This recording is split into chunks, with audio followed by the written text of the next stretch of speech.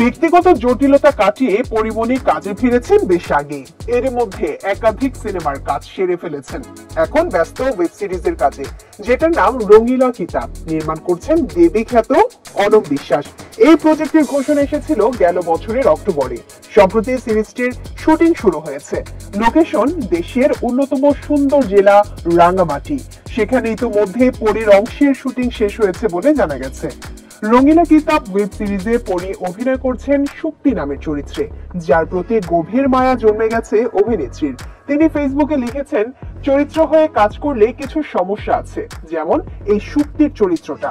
বাড়ি ফিরেও শুক্তি আমায় মিস করায় তার বেদনা, কষ্ট, অভিমান, বুকের ভেতর দমে যাওয়া আর্তনাদ সবকিছু কেমন মায়া মায়া আবেশ হয়ে আমার সাথে রয়ে যেতে চায়।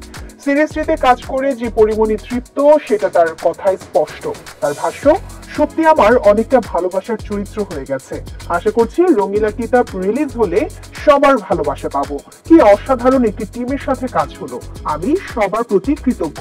21 মে রাত 1:30টার দিকে একটি শর্ট ভিডিও পোস্ট করেন পরী। সেখানে দেখা যায় শুটিং টিমের সবার সঙ্গে তিনি আজ করা যায় প্যাকআপের পর তারা ক্যামেরাবন্দী হয়েছেন। এই ভিডিওর সঙ্গেই নিজের অনুভূতির কথা জানিয়েছেন নায়িকা।